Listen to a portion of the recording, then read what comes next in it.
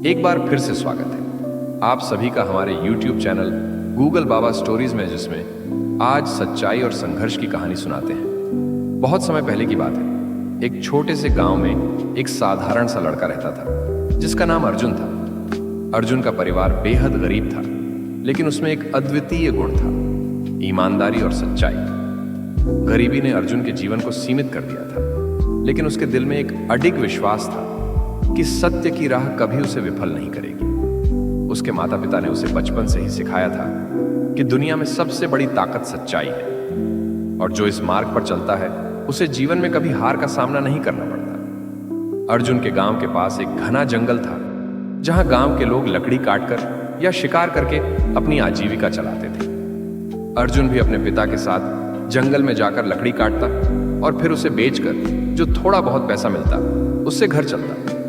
अर्जुन का दिल पढ़ाई में भी लगता था, लेकिन गरीबी की बेड़ियों ने उसकी किताबों से दूरी बना दी थी। हर रोज जंगल की कठिनाई भरी राह और उसके ऊपर दिन भर की मेहनत, इन सब के बावजूद अर्जुन के चेहरे पर कभी शिकन नहीं आई, क्योंकि वह जानता था कि मेहनत और सच्चाई कभी खाली नहीं जाती। गांव के लोग अर्जुन को उसकी सच्चाई के लिए बहुत मानते थे, लेकिन कुछ लोग उसकी इस सच्चाई का मजाक भी उड़ाते थे। रघुवीर गांव का सबसे अमीर आदमी उन लोगों में से था जो अर्जुन को पसंद नहीं करता था।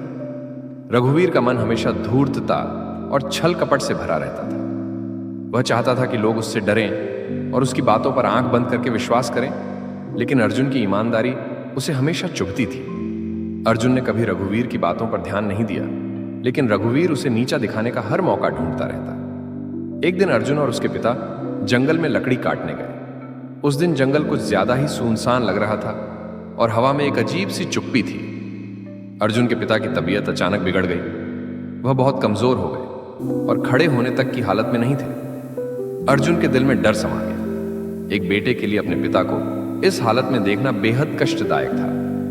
वह जानता था कि अगर आज लकड़ी नहीं काटी गई तो घर में खाना नहीं बनेगा, लेकिन उसके लिए अपने पिता की हालत अधिक महत्वपूर्ण थी। उसने सारी जिम्मेदारी अपने कंधों पर ले ली और पिता को आराम करने के लिए एक पेड़ के नीचे बैठाकर खुद लकड़ी काटने लगा। उस दिन अर्जुन ने जितनी मेहनत की उतनी शायद कभी नहीं की थी। पसीने से लथपथ, थका हारा, लेकिन चेहरे पर एक दृढ़ संकल्प के साथ वह लकड़ी काटता रहा। जब सूरज ढलने लगा तो उसने सारी लकड़ी अपने कंधों पर लादी और अपने पिता को सहारा देकर घर लौट आया। उसकी इस मेहनत और अपने पिता के प्रति प्रेम को देखकर गांव के लोग उसकी तारीफ करने लगे, लेकिन रघुवीर को अर्जुन की इस बढ़ती हुई इज्जत से जलन हो गई। उसने सोचा कि अर्जुन को सबक सिखाने का यही सही वक्त है। रघुवीर ने एक योजना बनाई। एक दिन उसने अर्जुन को अपने पास बुलाया और उसकी ईमानदारी की तारीफ करते हुए कहा, अर्जुन, तुम बहुत मेहनती और ईमानदार लड़के हो। गांव में हर कोई तुम्हारी तारीफ करता है।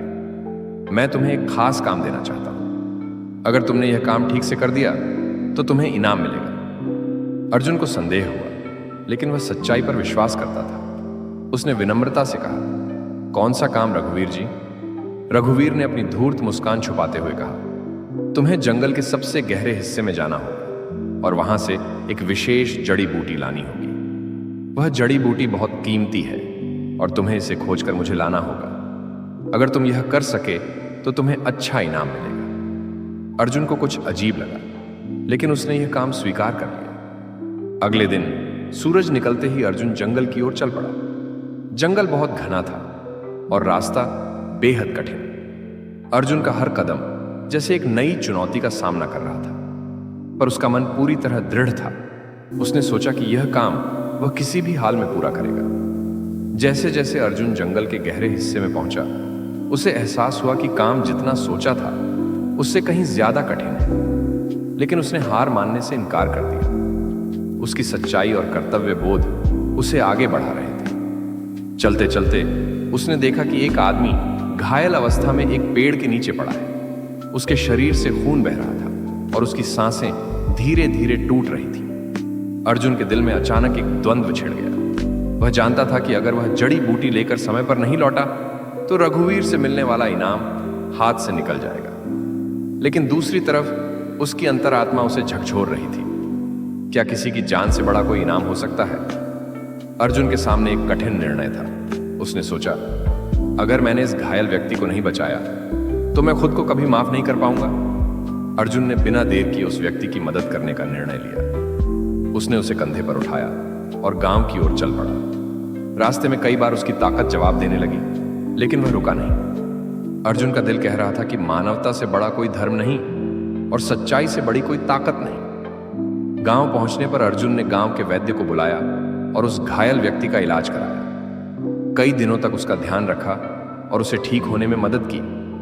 कुछ दिनों बाद वह व्यक्ति पूरी तरह से स्वस्थ हो गया। एक दिन उस व्यक्ति ने अर्जुन से कहा, तुमने मेरी जान बचाई है। मैं इस राज्य का मंत्री हूं और शिकार के दौरान जंगली जानवरों ने मुझ पर हमला कर दिया था। अगर तुम समय पर मेरी मदद न करते तो मेरी मौत निश्चित थी। अर्जुन यह सुनकर दंग रह गया। मंत्री ने उसे राजा के दरबार में ले जाने का प्रस्ताव रखा। अर्जुन ने विनम्रता से कहा, मैंने कुछ विशेष नहीं किया, यह तो मेरा कर्तव्य था। राजा ने अर्जुन की कहानी सुनी और उसकी सच्चाई, निस्वार्थता और साहस की सराहना की। राजा ने अर्जुन को सम्मानित किया और उसे राज्य में शिक्षा प्राप्त करने का अवसर दिया। अर्जुन का सपना पूरा हो रहा था। सच्चाई के मार्ग पर चलते हुए उसने न केवल अपने जीवन को बदला, बल्कि अपने परिवार की भी मदद की। जब रघुवीर को अर्जुन की इस सफलता का पता चला तो उसे अपनी चालाकी और धूर्तता पर शर्म आई। यह कहानी हमें यह सिखाती है कि चाहे जीवन में कितनी भी कठिनाइयां क्यों ना आए, सच्चाई का मार्ग कभी नहीं छोड़ना चाहिए। सच्चाई की ताकत अमर होती है और जो व्यक्ति इस मार्ग पर चलता है उसे अंत में सफलता और सम्मान जरूर मिलता है।